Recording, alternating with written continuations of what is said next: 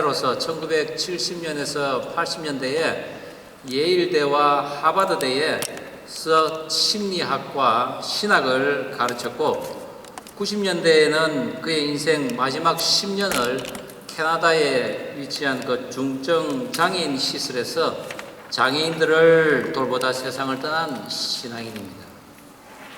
20권이 넘는 신앙 서적들을 집필한 그는 말년까지 돌보던 아담 아네트라는 한 장애인과 함께 했던 이야기를 책으로 썼는데 그 책이 바로 아담, 하나님이 사랑하시는 자입니다. 헨리 나우엔을 아끼는 많은 사람들은 그가 그렇게 특출한 재능을 가지고 있는데 그것을 촉망받는 천재 학생들을 위해 사용했으면 더욱 좋았을 텐데 왜 그런 한 곳에 시골 같은 데 들어가서 그 장애인들을 돌보는 데 허비했을까라고 이야기를 했습니다. 그러면서 과연 그 일이 그렇게도 가치 있는 일이었던가라고 물었습니다. 그렇게 물은 그들은 사실 아담을 한 사람의 부담스러운 장애인으로만 보았던 것입니다. 그러나 헨리 나우엔은 권세와 힘을 가진 모습으로가 아니라 연약함의 그 옷을 입고 오신 그 예수 그리스도를 아담 아네트로부터 발견할 수 있었던 것입니다. 마음의 산란함도 집착함도 야망도 없는 이 순결한 청년을 통해서 그는 내가 돌보아야 할 대상이 아니라 그는 나의 친구요 나의 스승이요 그리고 작은 예수가 그로부터 보여졌다고 했습니다. 나우엔의 고백을 잠깐 보도록 하겠습니다. 나는 예수님의 삶에 대해 듣고 있었지만 그분을 직접 만질 수도 없었고 그리고 그분을 직접 내 눈으로 보지도 못했다. 하지만 나는 아담에게는 손을 댈 수 있었고 그를 보았으며 그의 삶에 다가갔다. 그를 목욕시키고 면도시키고 이를 닦아줄 때 육체적으로 그를 만졌다. 나뿐만 아니라 다른 사람들도 그를 체육관으로 그를 목욕탕으로 데리고 갈 때 그를 만졌다. 물론 그의 부모도 그를 만졌다. 우리가 할 수 있는 모든 것은 그를 만지는 것이었다. 그를 만진 것. 손을 대는 자는 다 성함을 얻으리라. 아담에게 손을 댄 모든 사람은 어딘가 모르게 온전해지기 시작했다고 그는 고백했습니다. 모든 사람이 아담에게 손을 댄 것 같았지만 사실은 아담이 모든 사람을 만졌던 것입니다. 마가복음 6장 56절에 아무데나 예수께서 들어가시는 지방이나 도시나 마을에서 병자를 시장에 두고 예수께 그의 옷 가에라도 손을 대게 하시기를 간구하니 손을 대는 자는 다 성함을 얻으니라. 헨리 나우엔은 이것이 바로 아담과의 교제를 통해 참 사랑에 눈뜨는 기적이라고 했습니다. 아담을 돌보다 여전히 마음의 산란함, 집착, 그리고 야망이 숨겨진 그런 어두운 상처를 가진 자가 바로 자기 자신임을 알았던 것입니다. 아담을 돌보는 일을 통해서 그리고 자기 자신이 치유되고 있음을 또한 헨리 나우엔은 알았던 것입니다. 헨리 나우엔이 누구든지 지극히 작은 자에게서 하지 않는 것은 나에게 하지 않은 것이라는 예수님의 말씀을 깨달았듯이 이스라엘 공동체에서도 모세를 통해 선포된 그 하나님의 말씀을 듣고 변화된 버사렐과 오홀리아 그리고 하나님의 영에 감동된 사람들이 성막을 제작하는 과정에서 그 하나님을 만지고 보게 되었다는 것을 오늘 살펴보려고 합니다. 성막 제작에 필요한 재료를 말씀에 감동되고 또한 자원하는 사람들이 가져오는데 썩어도 남을 정도로 가져왔습니다. 그리하여 성막의 덮개와 속죄소 그리고 지성소와 성소를 구분하는 그 휘장의 수노인 천사의 문양인 그 그룹을 통해서 비록 에덴에서 쫓겨난 그 하나님의 자녀들이 세상 가운데서 환난과 공경을 당했지만은 그런 불칼을 맞았지만은 하나님께서는 그들을 지키시고 또한 보호하시는 그런 하나님을 그 문양을 통해서 보이신 것입니다. 금으로 싼 조각목 그리고 그 조각목으로 만든 널판지를 은고리, 금고리 그리고 녹고리로 이어 만든 후에 은받침과 높받침으로 받치는 등 성막 곳곳에 하나님께서 숨겨놓은 그 하늘나라의 언어와 통치법, 하늘의 보물을 발견하는 그런 은혜를 입게 한 것입니다. 오늘 본문에서는 지성소와 성소에 있을 그 기구들을 만드는 모습을 나타내고 있는데 거기에는 특이한 표현이 있습니다. 그가 또 무엇을 만들었으니 라는 표현이 15번이나 나옵니다.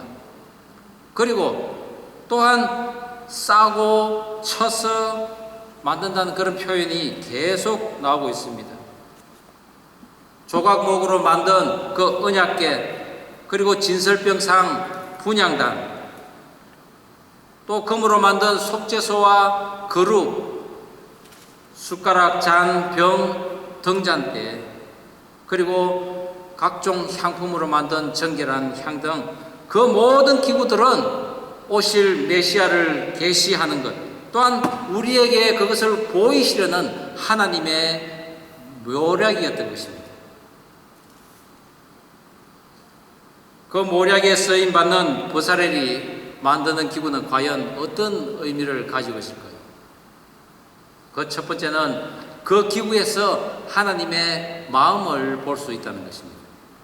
본문 37장 1절 2절 말씀 다시 한번 한 목소리로 읽어보겠습니다.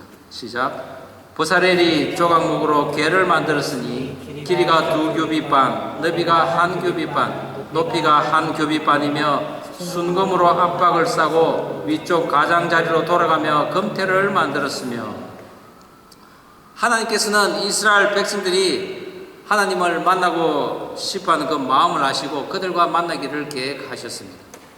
그런데 그 하나님이 임재하실 때마다 천둥 소리가 나고 불과 연기로 온 산이 뒤덮이는 것입니다. 그 위험이 너무나 커서 마치 죽을 것 같은 그런 두려움과 공포를 일으켰습니다.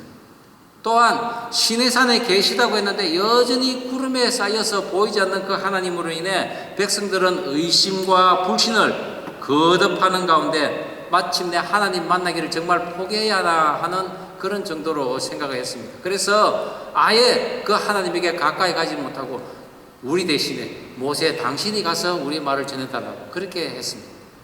그러나 하나님께서는 백성을 만나기를 원하셨습니다. 그래서 성막을 지으라고 하신 것입니다. 백성들과 이스라엘 백성들과 그 하나님의 의도가 달랐던 것입니다. 백성들은 어떻게 했을까요? 모세가 하나님을 만났다는 것입니다. 그런데 그 하나님은 이적을 베푸시며 적들을 초토화시킨 그 하나님이십니다. 그런데 그 하나님을 모세만이 만나는 것입니다. 이제 나는 만나면 안 되냐라는 그런 마음을 또한 백성들은 가졌을 것이라는 거죠. 그런데 하나님께서는 태초에부터 계획하고 계신 구원을 그들에게 보이기를 원하셨던 것입니다. 그리고 시작하신 것이 성막 제작입니다. 그 재료들과 식양들과 그 모든 것에서 영원한 생명을 주실 구원에 이르는 길을 보이신 것입니다. 왜 거기서 구원이라는 의미가 나올까요? 그것은 금송아지 사건으로부터 우리가 알 수 있습니다. 이스라엘 백성들이 금송아지 우상 앞에서 패역하는 그 죄를 범하자 하나님께서 그들을 진멸하려고 했습니다. 그런데 모세가 어떻게 했습니까? 차라리 그들을 진멸하시려면 하나님의 그 생명책에서 나의 이름을 지워 주십시오 했습니다. 그것은 곧 모세는 구원을 받았다는 의미입니다. 그와 같은 복음의 은혜 아래 있던 보살을 지명하여 성막의 덮개와 널판을 만든 후에 이제 지성소와 성소에 들어갈 기구를 만듭니다. 먼저 지성소에 둘 언약궤를 만드는데 조각목으로 궤를 만든 후에 그 위에 정금을 덧입힙니다. 그리고 그 위에 같은 길이와 폭의 크기의 정금으로 만든 속죄소를 만들고 그 위에 한 덩이로 연한 거룩 둘을 만듭니다. 언약궤 안에는 하나님께서 직접 쓰신 십계명을 적은 두 돌판이 있습니다. 그리고 아론의 사촌 형제인 그 고라와 250명이 하나님께 반란을 하여서 모세와 아론에게 대들었던 그것을 징치하기 위하여 그 증거로 싹신하고 살구 열매를 맺게 하는 기적을 일으킨 지팡이가 또한 들어가 있습니다. 그리고 하나님께서 하늘로부터 내린 생명의 양식 만나를 그 안에 두었습니다. 그것은 곧 전능하신 하나님, 또 자기 백성을 먹이시고 입히시고 보호하시는 그 하나님을 우리가 그곳에서 볼 수 있는 것입니다. 그 궤를 만드는 나무는 사막 어디에서나 흔하게 얻을 수 있는 건조하고 거친 곳에서 자란 이유로 나무 재질이 단단하여 목재로 쓰이곤 했던 시띠나무입니다. 그 시띠목을 베어다가 가시를 제거하고 성소의 귀한 성물로 변화되는 이 과정은 마음에 감동된 자들이 눈에 들 수 있는 건장한 튼튼한 나무여야 한다는 것입니다. 즉 우리들도 마찬가지입니다. 하나님 나라의 일꾼이 되려면은 거친 삶을 우리가 살지라도 건장함을 잃지 말아야 한다는 것입니다. 그리하여 곱게 자라야 하고 굽어지지 않고 꺾이지 않는 그런 모습으로 우리는 살아야 하는 것입니다. 저와 여러분, 비록 살아가는 환경이 다르다 할지라도 그런 하나님에게 귀하게 쓰임받는 그런 귀한 제목 되기를 주의 이름으로 축원합니다. 언약궤의 뚜껑인 속죄소를 순금 한 덩이로 만들었다고 했는데 밑에서부터 그 금을 두드려서 위로 밀어 올립니다. 그런 다음에 두 천사의 모형을 날개를 활짝 펴고 그 속죄소를 덮고 있는 그 모양을 만드는 것입니다. 그곳이 어디입니까? 대제사장이 1년에 단 한 번 들어가 짐승의 피를 그곳에서 뿌리며 죄를 속죄함 받는 곳입니다.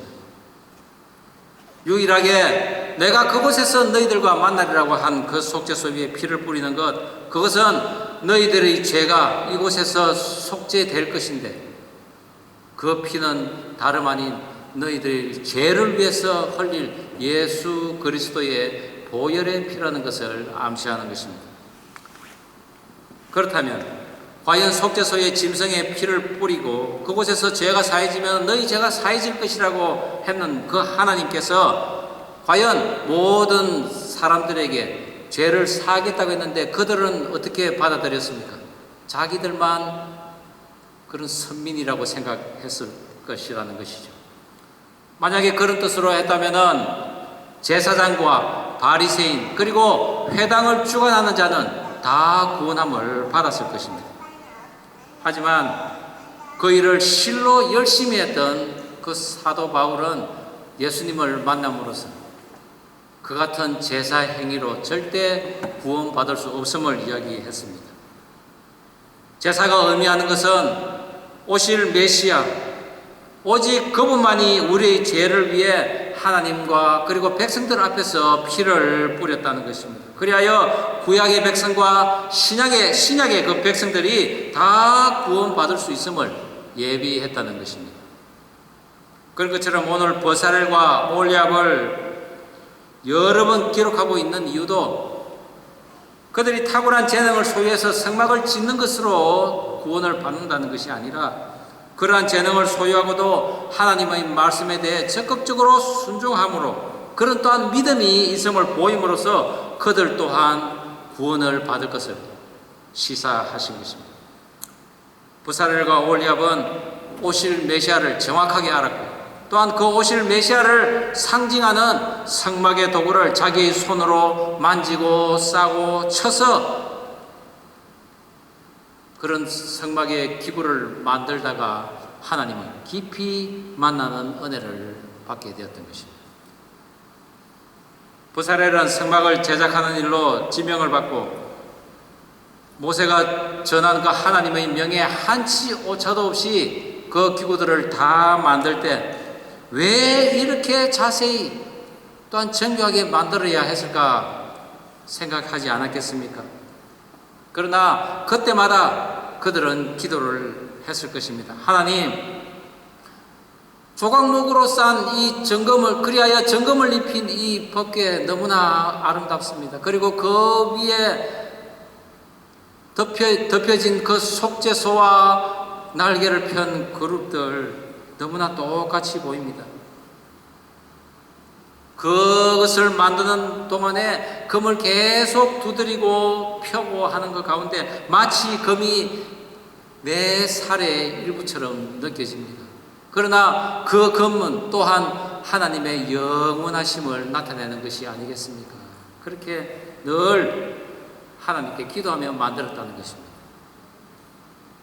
그런 가운데 하나님을 사랑하는 나의 마음이 이 금처럼 영원히 변하지 않았으면 좋겠습니다.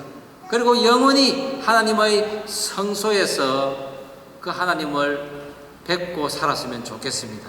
라는 그런 기도가 부살렐로부터 나오지 않았나 생각됩니다. 변하지 않는 것, 그리고 하나님의 그 성소에서 떠나지 않는 것, 그런 가운데 하나님의 마음을 알아가는 것입니다. 하나님의 처소에서 영원히 있기를 소망하는 사람들을 하나님께서는 만나주시기를 원했는데 그 하나님께서는 두려움을 주지도 않으시는 분이고 사람과 직접 만나며 대화하며 떡을 떼는 그런 하나님이셨습니다. 그분이 바로 우리의 구원자시요 메시아이신 곧 기름 부음 받은 자인 그리스도 예수님이셨습니다. 부사렐이 만든 것의 그 본질은 율법의 말씀보다 또한 쌍난 지팡이와 만나라보다는 더 위에 있을 하나님의 영광이었던 것입니다. 그것이 바로 오실 메시아, 사람의 모습으로 오시지만 하늘로부터 또한 오실 하나님이심을 보이신 그 그룹의 모습이었던 것입니다. 하지만 언약궤 안에 있을 그 하나님의 기적을 증거하는 모든 물건은 하나님의 임재를 상징하는 것이지 하나님 그 자체는 아닌 것입니다. 그러나 그 하나님을 앞으로 너희 앞에 실제적인 사람의 모습으로 너희에게 보일 때가 있다는 것입니다. 그때는 온 인류가 메시아를 간절히 바랄 때라는 것입니다. 천사의 모습을 한 이 두 그룹이 정금으로만 만들어진 이유는 하나님이 인간을 사랑하는데 그 사랑이 불변함을 계시하시기 위함이며 그것은 영원 전부터 영원까지 불변하신 하나님의 마음을 바로 정금으로 만든 이유인 것입니다. 우리가 할 수 있는 것이 무엇이겠습니까? 하나님의 말씀을 싸고 치고 밀어 올리고 그리고 만드는 것. 그래야 우리가 하나님의 마음을 알 수 있습니다. 그래서 우리가 매일 하나님의 말씀을 묵상하는 것이 바로 그러한 이유인 것입니다. 또한 우리가 할 수 있는 건 무엇이겠습니까? 내가 너희를 사랑한 것 같이 너희도 내 이웃을 사랑하라는 것. 우리가 만날 때 우리가 만나는 모든 사람들마다 사랑으로 섬기는 것.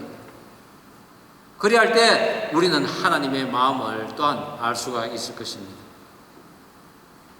저는 저와 여러분 모두가 우리를 향한 그 하나님의 마음을 볼 수 있기를 간절히 바랍니다. 메시아를 계시하시는 하나님의 그 모략을 성막기구로 만든 것, 그 두 번째는 하나님의 명하신 법대로 만들었다는 것입니다. 본문 37장 12절 그리고 13절 29절 말씀 다시 한번 한 목소리로 읽어보겠습니다. 시작. 그 주위에 손바닥 넓이만한 턱을 만들고 그 턱 주위에 금으로 태를 만들었고 상을 위하여 금고리 넷을 부어 만들어 네 발 위 네 모퉁이에 달았으니 거룩한 관유와 향품으로 정결한 향을 만들었으니 향을 만드는 법대로 하였더라. 대제사장이 백성의 죄를 속죄하기 위해 지성소로 들어가기 위해서 반드시 해야 할 일이 있습니다. 그것은 성소에 불을 밝히고 그리고 진설병 위에 또 떡을 올리고 그리고 향기로운 향을 올리는 것입니다. 그것을 위해서 등잔대를 만들고 진설병 상을 만들고 그리고 분향단을 만드는 것입니다. 출애굽기 25장에서는 이러한 기구들의 위치나 사용 방법에 대해서 설명을 하고 있지만 여기서는 실제로 제작 방법인 싸고 쳐서 만들다에 중점을 두고 있습니다. 진설병 상 위에는 이스라엘 12지파를 상징하는 12개의 그 떡이 항상 올리게 되어 있고 그 떡이 또한 떨어지지 않도록 그 상 주위를 돌아가며 손바닥 넓이만큼 턱을 세우는 것입니다. 이것은 오늘날의 영적 이스라엘인 성도들을 하나님께 인도하고 돕는 중보자적 역할을 담당하실 것이요 또한 그 손으로 성도들이 떨어지지 않도록 구원하실 그런 예수님의 보호하심을 나타내는 것입니다. 또한 이 상을 이동할 때 궤를 그 고리를 만든다고 했습니다. 그것은 마치 발에 비유한 것을 우리는 알 수가 있습니다. 왜 그럴까요? 성막의 모든 기구들을 고리를 메어서 채로 꿰어서 메고 다녔다는 것입니다. 그것을 발에 비유했는데 에스겔서에서는 발을 바퀴에 비유하여서 사람들이 빨리 달리는 것을 보이고 있습니다. 즉 예수님의 발이 제자들을 찾아다니고 수가성 여인을 찾고 그리고 우리 모두에게 찾아오신다는 것입니다. 그만큼 예수님께서는 온 천지를 그렇게 바쁘게 찾아다니신다는 것이죠. 또한 볼사렐이 만든 등잔대가 있습니다.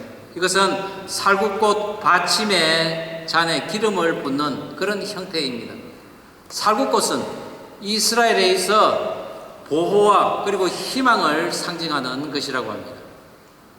즉 그 상징은 고라의 반역에 하나님의 그 권능을 보인 그 아론의 지팡이에서 살구꽃 열매가 피었다는 것입니다. 열렸다는 것입니다.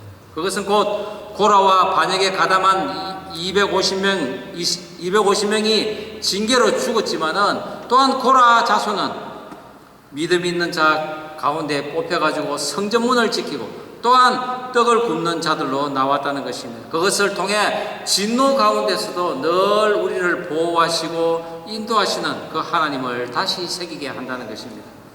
보호와 희망을 나타내는 이 등잔대는 중앙에 한 줄기를 중심으로 양옆으로 3개의 가지가 또한 올라옵니다. 모두 7개의 등잔불이 밝혀지는 것입니다. 그것은 빛 대신 예수님께서 이스라엘 백성들을 비추어 보호하는 것입니다. 그리고 그들에게 희망이 되겠다는 것을 보이신 것입니다. 이것은 요한계시록에도 7개의 별과 7 금촛대가 보임으로써 전 세계에 예수의 영이 임할 것을 요한에게 보인 것입니다.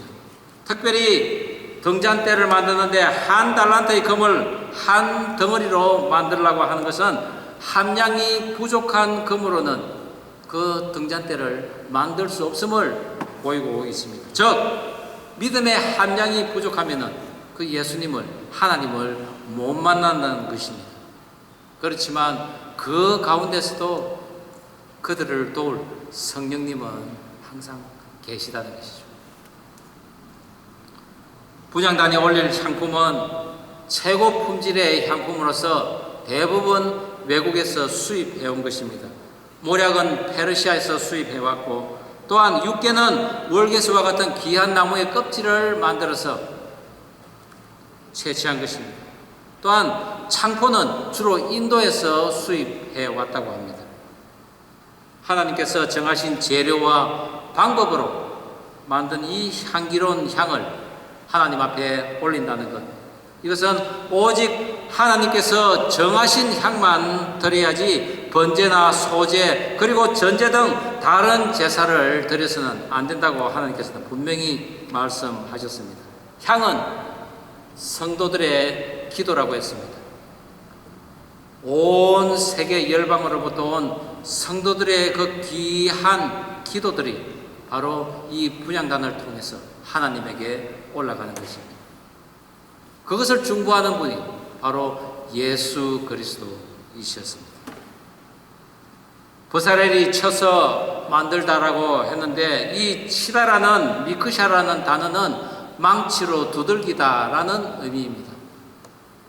즉, 그 속죄소 그리고 이 등잔대, 이것은 한 덩이의 금이었는데 그것을 모두 쳐서 올려서 날개를 만들고 그룹을 만들고 그리고 살구꽃 모양의 등잔을 만들었던 것입니다.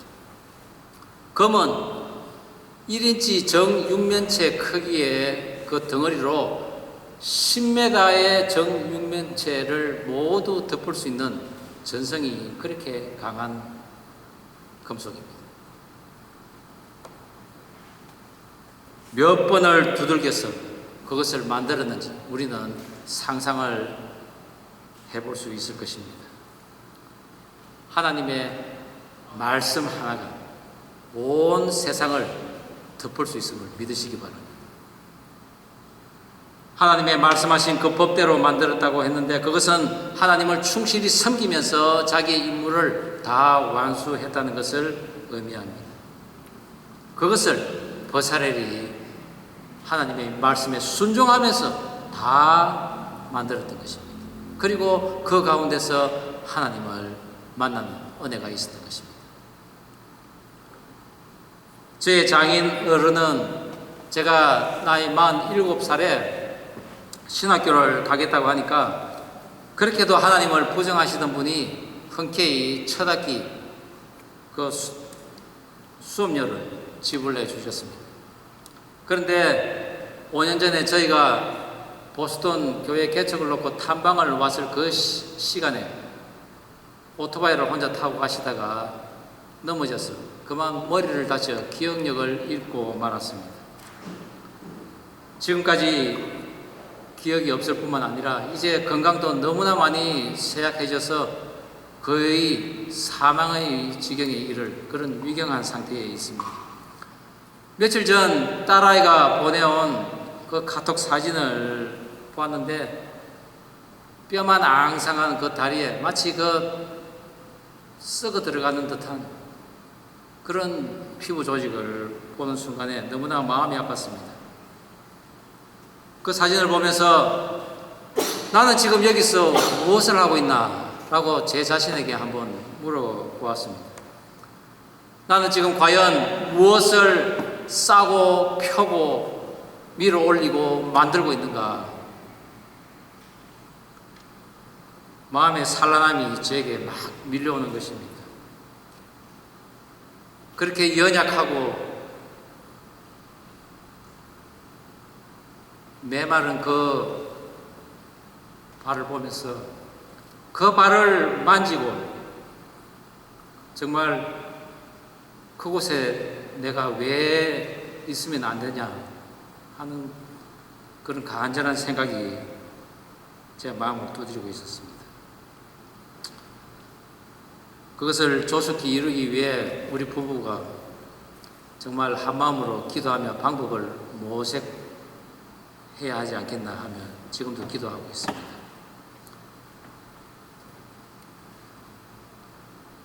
앞서 예를 들은 그 장애인 아담 아네트가 1996년 2월에 예수님과 비슷한 나이 34살에 생을 마감했을 때 헨리 나우에는 이렇게 말했습니다.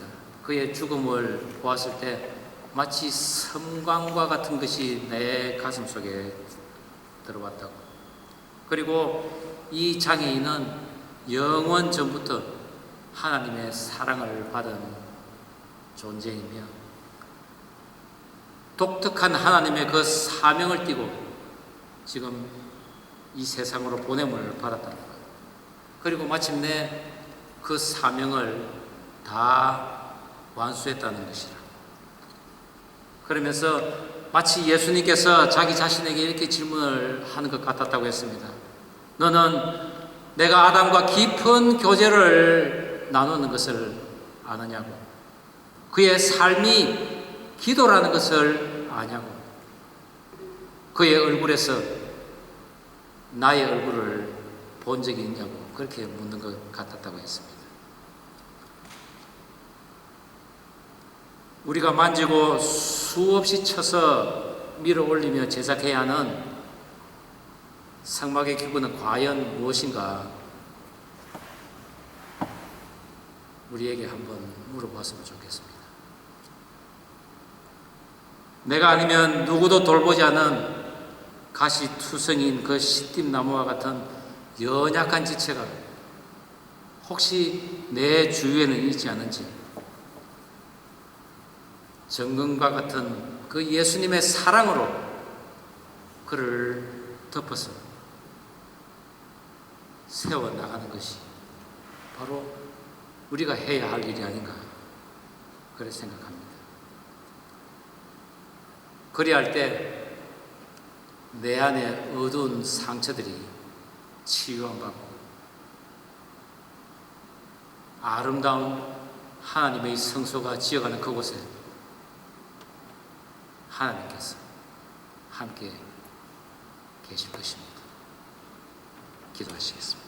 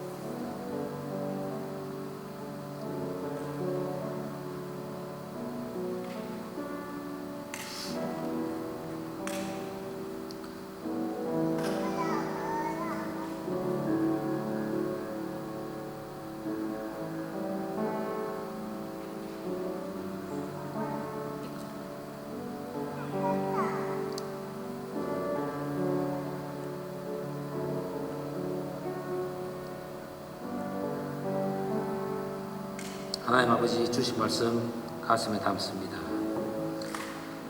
우리가 성소를 지어갈 때 그곳에 계신 하나님을 만나게 하옵소서.